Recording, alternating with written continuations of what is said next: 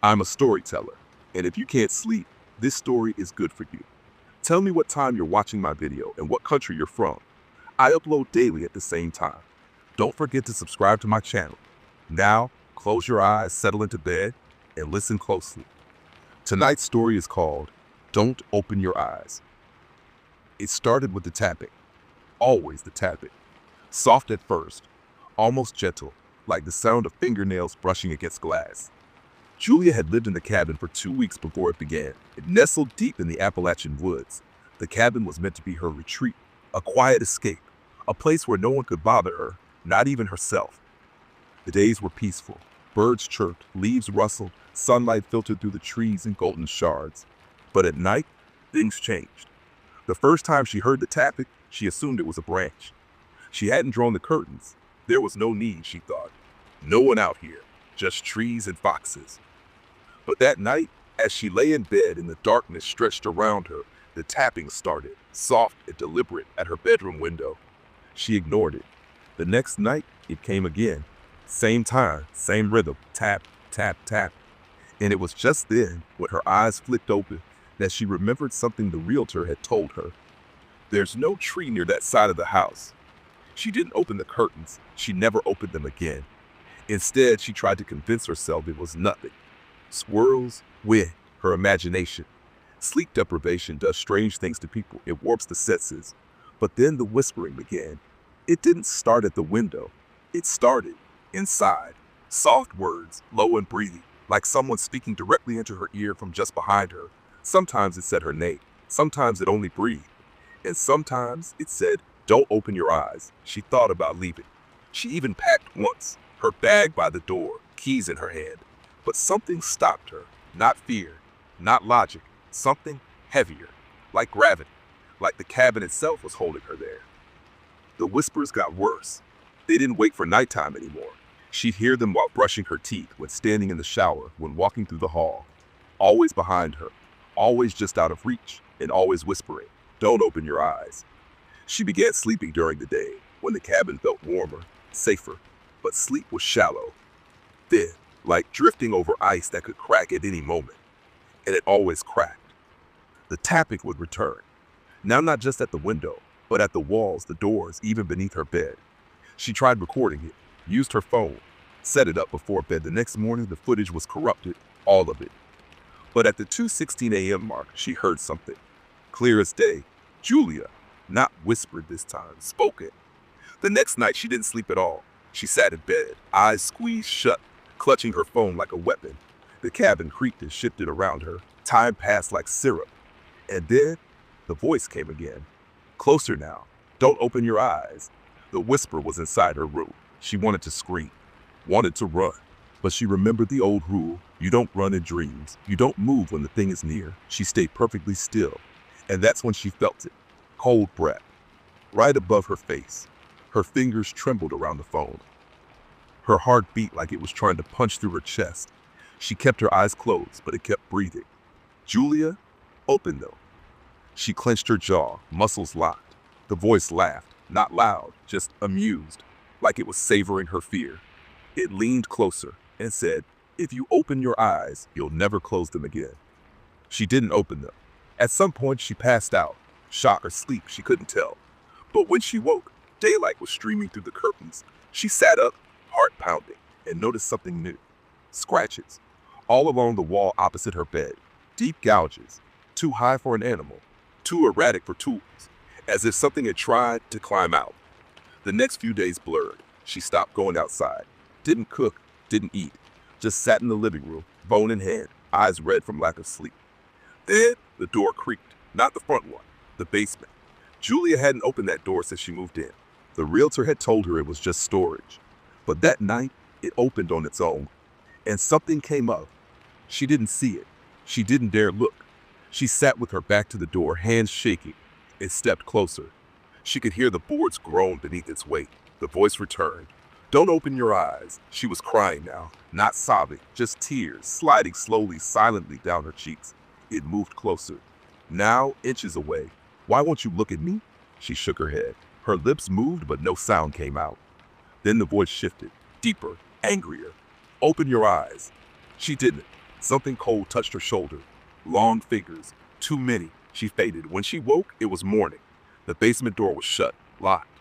She ran to her car, sped down the dirt road, and didn't stop until she reached a gas station an hour away. But the story doesn't end there, because now she can't close her eyes. Every time she does, she hears it.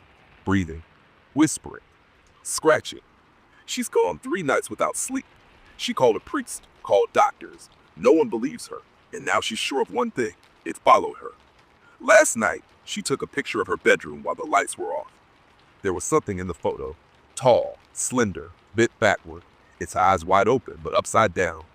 She deleted it. Today she called me. Her voice barely recognizable. She told me she hadn't slept in 4 days. She said she was seeing things when she blinked. She said she thought her reflection was smiling when she wasn't. Then she said something strange. It's teaching me to see in the dark. She hung up. That was 3 hours ago, and now I get her words out of my head because something strange is happening here, right now. As I sit and tell you this story, there's tapping at my window, and I don't live in the woods. I live on the 15th floor of an apartment building in the middle of the city. There's nothing out there. There shouldn't be. But the tapping continues. Tap, tap, tap. And just now, I heard it whisper, "Don't open your eyes."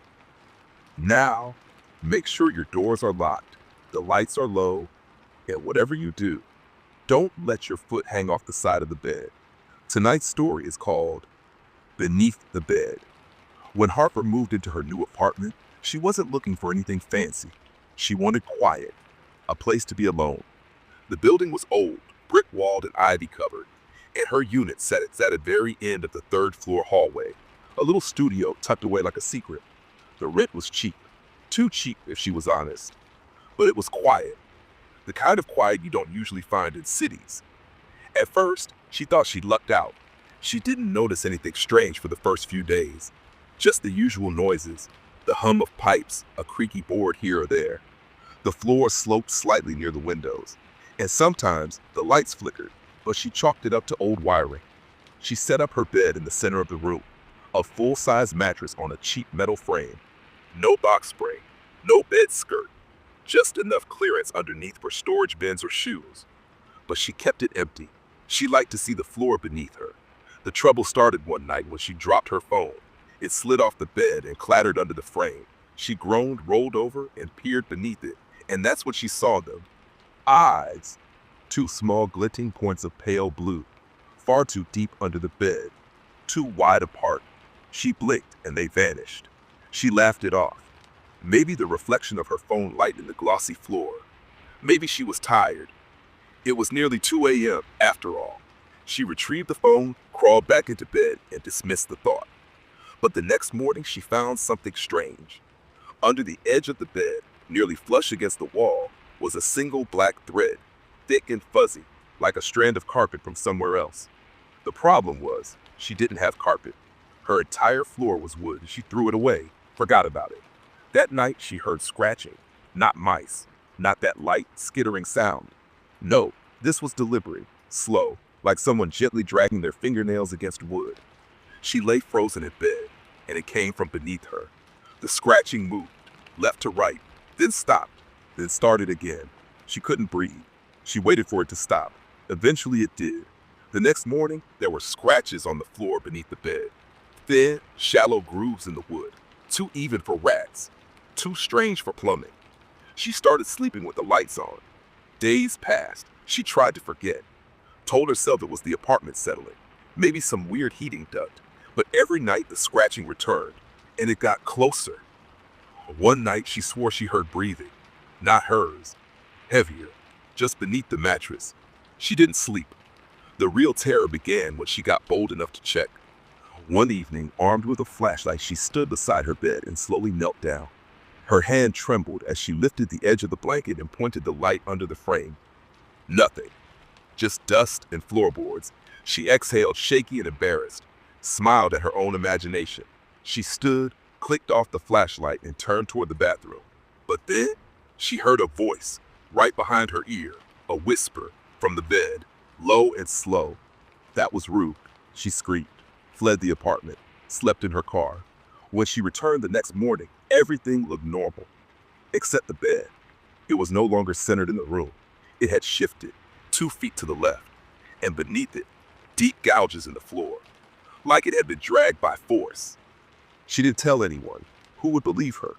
But she stopped sleeping on the bed, dragged her blanket and pillow to the couch, slept with her back to the wall. That worked for a while, until she heard the couch. She was lying still, eyes closed, when she felt it. The pressure from beneath the cushions, like someone was slowly pushing upward from inside the couch, fingers pressing through the padding. She bolted up, ran back to the bedroom. It was the only place with a lock. She slammed the door, leaned against it, breathing hard, and then she heard it again, scratching. But this time it was coming from inside the mattress. She stared at it in horror. The sheets twitched. Something shifted beneath the fabric, a shape moving. She backed away. Then the voice returned. From the bed. Clearer now. You shouldn't have ignored me. She left the apartment that night, stayed with a friend, told them it was plumbing, noise complaints, something normal. But Harper couldn't sleep there either, because she kept dreaming of the bed. Dreams where she'd wake up paralyzed, unable to move, while something climbed up through the mattress. Dreams of cold hands wrapping around her ankles. Dreams where she wasn't alone in her body anymore. She went back to the apartment 2 days later, in daylight, and found her blanket beneath the bed, folded neatly. She hadn't done that. Then she saw her phone on the floor beside it. She picked it up. Battery dead. Plugged it in. Waited. When it turned on, she checked the camera roll. There were 5 new videos, all recorded between 2 and 3 a.m. In the first, she was asleep on the couch. In the second, the camera moved from the floor toward the bed. In the third, the view tilted like someone was crawling. In the fourth, the bed cover shifted. And in the final video, the phone was placed gently beneath the bed, facing outward. The last frame, a face, upside down, grinning, but with no eyes. She deleted the videos, but it was too late because now she hears it everywhere. In her friend's house, in hotel rooms, no matter where she sleeps, the whisper, the scratching, and the voice from beneath every bed. You brought me with you. Last week, she stopped checking under her bed. Now she just lies still, eyes shut, afraid to move. But last night, she made a mistake. She dropped her phone again. She reached for it too fast, and her hand slipped beneath the bed. She felt fingers. They didn't grab her. They held her hand gently, almost kindly, and the voice said, "Now you're mine. If you're still listening, don't check under your bed tonight. Tell me what time you're watching this and where you're from. I love seeing where you all are. Now, turn off your lights, settle in, and listen closely, because tonight's story is called The Whispering Closet." The house was never supposed to be permanent. Olivia had only rented it because she needed time to reset. After the divorce, the layoffs, and everything else, the little white house on the edge of the forest seemed like the kind of place no one would come looking for her. It was quiet, it was cheap, and it had a certain charm to it. The front porch sagged slightly, the windows were old, and the floor creaked like it was remembering things. But Olivia didn't mind. She just needed quiet. What she got was whispers. It started with the closet. There was only one in the whole house, inside the bedroom. Narrow, tall, and unusually deep. So deep that Olivia joked to herself, it probably used to be a pantry. The door was old oak with a tarnished brass knob that clicked when turned, even when it was already open. The first time she heard the whisper, she was half asleep. A slow, dragging breath. A voice that wasn't quite a voice. Too low, too soft, like someone breathing words into fabric. She sat up in bed, thinking maybe it was the wind outside. But there was no wind, and the whisper had come from inside the closet. She told herself it was a dream. The next night, it returned. Just as she was drifting off, a sound like someone murmuring behind the wall. No clear words, just syllables, like a mouth trying to remember how to form speech. She got up, walked across the bedroom, and opened the closet door. Darkness. She kept no clothes in there, no boxes. It was empty except for a single wooden shelf near the top. Still, the whispering stopped the moment she opened the door. And as she stood there, staring into the blackness, she thought she heard something retreat. The faint scuff of feet or claws, pulling back deeper into the shadows. She closed the door and went back to bed. But the whispering began again the moment her head hit the pillow. This time, she was certain it was coming from the closet. She moved her bed to the other side of the room the next day. Not because she was afraid, of course, just for better feng shui, she told herself. The space did feel more open, safer, distant. But that night, the whispers were louder, still indistinct, but closer, as if the voice was leaning out, reaching for her across the room. And this time, Olivia felt something different. Curiosity. She began to wonder, what was whispering? What could be hiding inside such a small space, speaking in tones that seemed designed not to be heard, but felt? The next evening, she left the closet door cracked open before bed. The house creaked, the trees outside rustled, and then, softly, the whisper began again. But this time it spoke her name. Not clearly, just a dragging, shivering rasp that formed the sound. She sat up, frozen, her mouth dry. And in the silence that followed, she heard the faintest laughter, not loud or cheerful, but the quiet chuckle of something amused at her fear. The door moved, not much, just a slow inch forward, like it had been pulled from the inside. She slammed it shut and locked it. But the whispers didn't stop.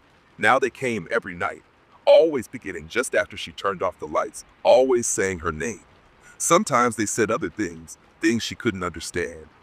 Words in no language she knew, but they were rhythmic, chanted, almost pleading. One night she recorded it, left her phone on her nightstand, let it run all night. The next morning she checked the audio, static, then creaking.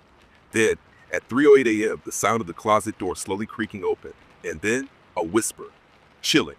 Let me see. She deleted the file. Something changed after that. During the day, the closet began to smell. A sweet, sour odor like decaying flowers. She bought air fresheners, lit candles, but the scent clung to the air. And then came the dreams. Dreams of standing in front of the closet, unable to move. Dreams where something inside it was knocking. Knock, knock, knock. Soft and rhythmic, like a heartbeat in wood. And in the dreams, the closet door would open, but she never saw what was inside. Until one night, she did. In her dream, the door swung wide, and something crawled out, not walking, not upright. It dragged itself with two long limbs, pale as candle wax, and a face that wasn't really a face at all, just a mouth, huge and grinning, stretched across where its eyes should be. And from the mouth came her voice, Olivia? She woke up screaming. After that, the noises changed. No longer just whispers. Now they included the sound of scratching, fingernails on wood, then tapping, then something heavy hitting the door from the inside. Bam, bam, bam. Every night, exactly at 3:08 a.m., she nailed the door shut, stacked a dresser in front of it. But at 3:08, she'd still hear it. Let me see. She stopped sleeping. Her eyes sunk into dark circles. She spoke to no one, canceled appointments, ate less, lived only in the hours before dusk. One afternoon, exhausted, she collapsed on the couch and fell into a deep, dreamless sleep. When she awoke, the sun was setting and the closet door was wide open. No nails, no dresser, just the empty dark inside. She couldn't speak. Her voice wouldn't work. And on the floor, leading from the closet to her bed, were wet footprints. She left the house that night, but the whisper followed her in hotels, in guest rooms, even in her car. Always at 3:08 a.m. Let's see. She lives in the city now, in a studio apartment with no closets, no shadows, lights on at all hours. But sometimes she wakes up to find her bedroom door open, even though she knows she closed it. And just last night, she heard something new. A whisper, not in her ears, but beneath her bed. The same voice, only this time, it didn't ask to be seen. It simply said, now I can see you. If you're still listening, don't forget to check your closet before bed. Tell me what time you're watching this and where you're from.